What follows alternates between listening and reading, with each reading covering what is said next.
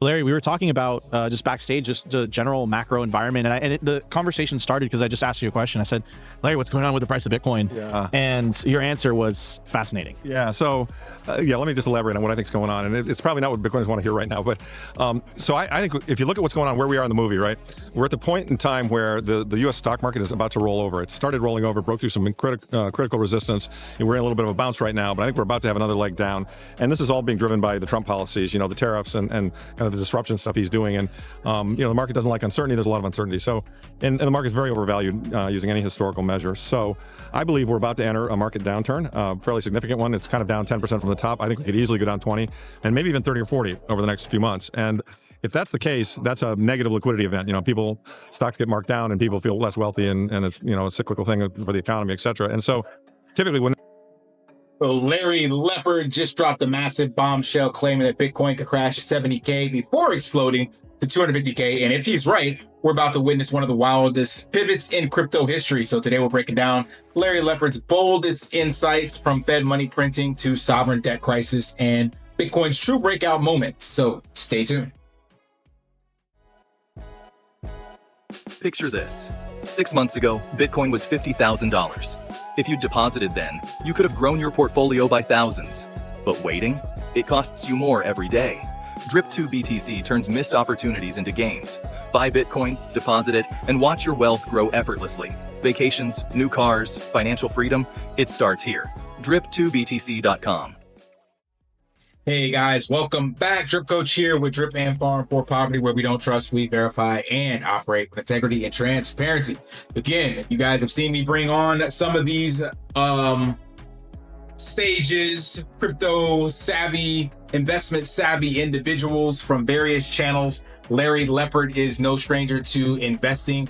It's been around in the game for over 42 years, operating an investment management firm, chief executive officer at Equity Management Associates. And he is the author of the book, The Big Print, What Happened to America and How Sound Money Will Fix It. So in his book, he believes that gold will be valued at over 5,000 per ounce and Bitcoin will reach over 200K in the next couple of years. I don't know exactly when this book came out, but you saw from this clip and some more that we're going to get to in this clip that we are headed there. And gold, I think as of right now, is sitting at 3K. Let me see. Yeah, we just got to over 3K. So we are at some serious levels. So this is where that sound money principle ideologies that Larry is talking about are coming into play. And it makes sense, again, when you understand just the basic phenomenon of fiat currency. And I like the way Jack Mallers put this. He's like, basically, we had a sound money currency. Everything was tied to gold prior to Nixon going off the gold standard. And once that happened and the US was giving other countries its dollars that were no longer backed by anything, those countries for the last relatively 40 years were giving us real goods and services. So you got to think about that. Real goods and services from other countries are being created with real labor, real hours, real finite human energy. Like you're working in a farm, you're working in a factory, you're giving your limited amount of energy to this economic machine. Your country is taking those goods you produced, sending them to someone else, and in exchange, they're getting a piece of paper that the other country created out of thin air. Like that is the fundamental simplicity of our economic system, and it obviously cannot sustain itself. So with Larry's book, The Big Print, What Happened to America and How Sound Money Will Fix It, he's stating that we have to go back to sound money policy. Now, technically, gold is not a fixed asset. More of it can be mined, and even Elon Musk put out a tweet that said, hey, if y'all want me to, I can go to Mars and we can get more gold. Like, it's not just that easy, but the higher value gold gets, you will see more and more companies and technology trying to get more gold out of the ground. And then, of course, that would take place, or mining it on asteroids or wherever else, right? So the only true sound, fundamentally scarce, mathematically scarce asset commodity that we can hitch our wagon to is Bitcoin.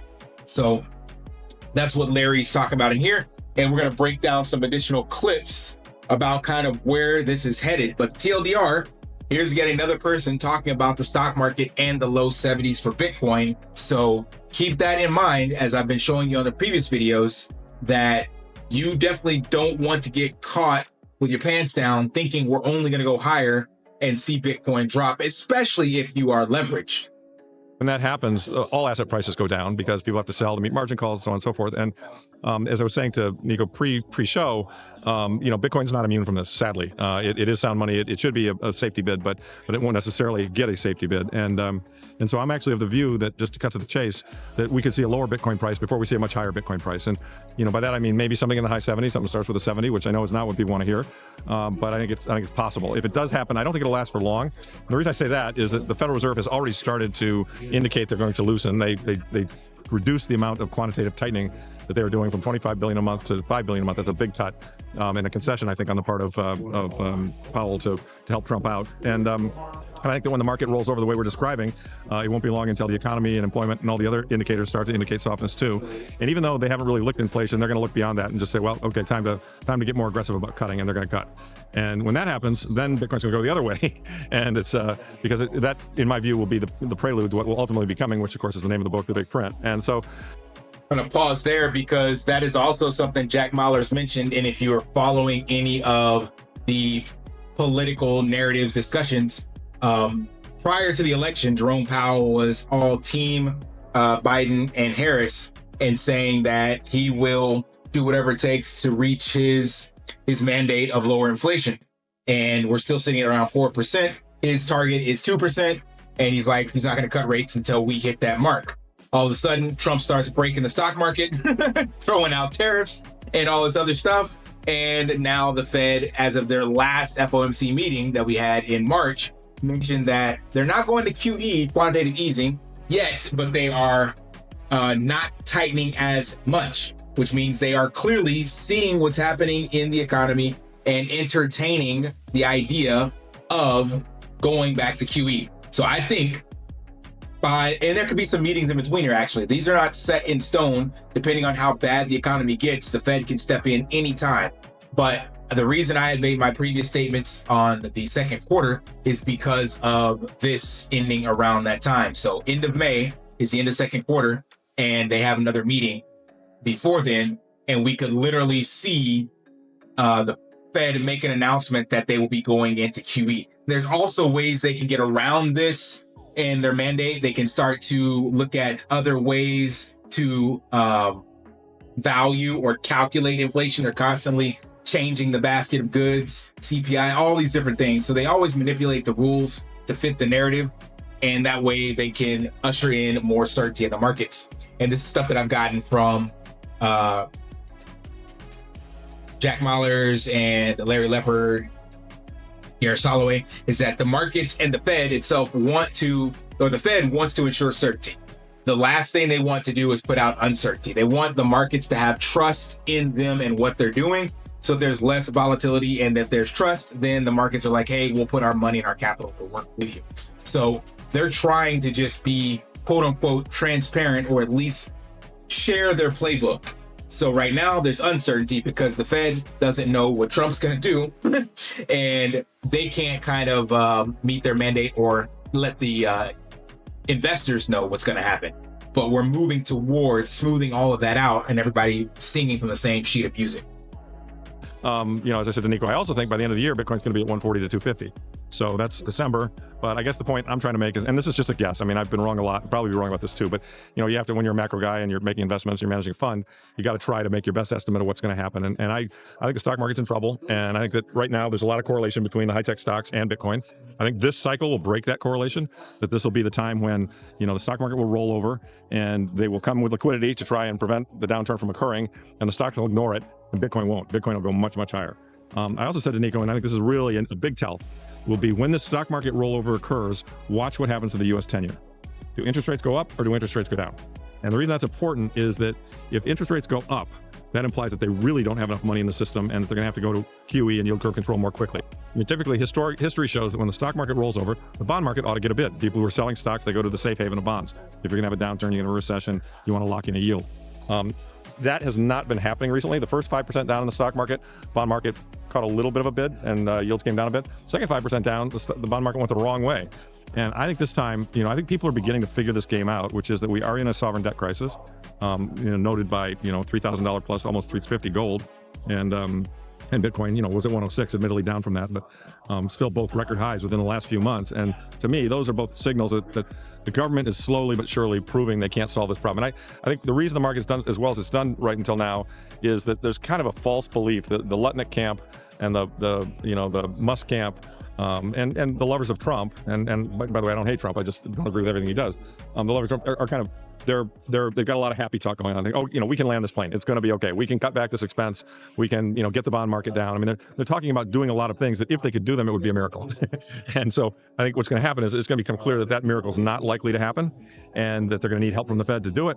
And we all know what help from the Fed means. Help from the Fed means printing money, and printing money means Bitcoin and gold continue to go up. So that's a little bit long-winded, but it And that summarizes it right there. So the TLDR, to recap on that, is, like you said, that right now we're kind of in this, I'm not going to call it euphoric, but this area where the markets haven't completely reacted as drastically as they could, because there's enough believers on one side seeing the efforts going on, like you see with Elon and all that stuff, and what Trump wants to do. So they're kind of balancing out the other ones on the other side that are like, yo, the sky is falling, this thing is going to crash and burn, we're going to have a recession, blah, blah, blah, economic crisis. So until those two sides meet in the middle, and then the Fed steps in and says what it's going to do, it's kind of a seesaw that's balancing, so to speak. So yeah, we're still down, but like he just mentioned, we could see another 10, 20% down in the stock market. And that is probably what is going to happen, because again, Trump is trying to beat Jerome Powell over the head to putting in lowering interest rates and injecting some QE. And if that means beating up the stock market, then that means Bitcoin will see another 10, 20% drop as well. And again, it does take a mathematical genius to run the numbers on a 10% drop from 84K. That's about 8.4K from here. That puts us in the 76 range. And then if you drop another 8, that puts us in the 68 range. So 10 to 20%, anywhere from 68 to 76-ish. And I don't know if we'll see that or not, but again, based off of what's going on, if the stock markets drop and it takes a while for QE to come in, then yeah, this is definitely possible and on the table, which is again why you want to have some buy orders available, some spare cash available. Now, I think once we see that, if that be the case, literally going back to 68, that would ironically put us right at the previous cycle all-time highs. Perfect place to bounce back off of with tons of liquidity and capital, and it gives all of the ETFs and everybody else looking at this cycle a perfect opportunity to get in at the low price or the previous cycle all-time high price. So it's like a perfect storm, poetic justice, market manipulation, whatever you want to call it. It would line everything up, and that's where I feel like a rebound would definitely take place. So we'll see how that plays out. I want to know, again, you guys' thoughts, but for the last couple videos on my channel, you see me bring in multiple other people that are all pointing in the same direction. So I think this is just something to listen to. But at the end of the day, everybody is still long-term bullish on the outlook of crypto and Bitcoin as a whole.